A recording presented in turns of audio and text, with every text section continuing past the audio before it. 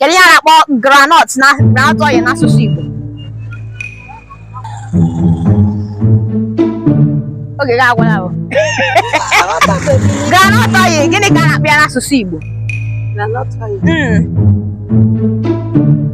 Mmanụ eji Ọ bara na Europe.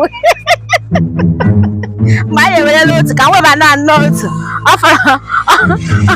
ọ fọkwara nnọọ. Ee, emechaa maka na anyị nwere ndị ọzọ enwere ike ịjụ ya bụ ajụ. Gịnị ka a na-akpọ pure water n'asụsụ Igbo? mmiri ọcha. Pure water, ọ bụkwa otu esi akpọ ya pure water. Ọ na-eche isi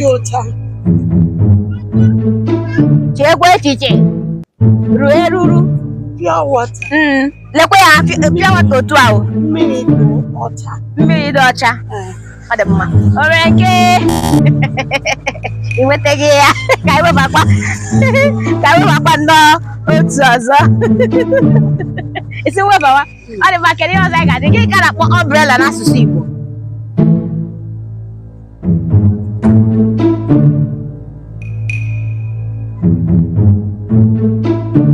Tịkọm gị na ha agala.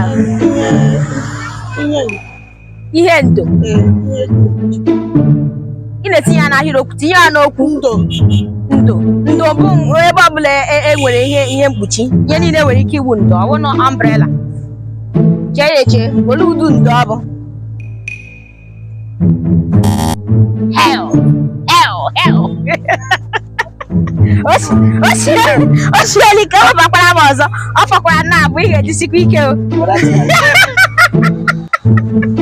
Ị ga-ejisikwa ike. Mana gịnị ka a na-akpọ zinc n'asụsụ Igbo?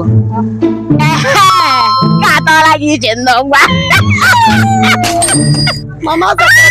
Gị onye ke ọ dị mma, zinc bụ gịnị? Gbam anyị ekelela gị. Gịnị ka a na-akpọ waterproof n'asụsụ Igbo?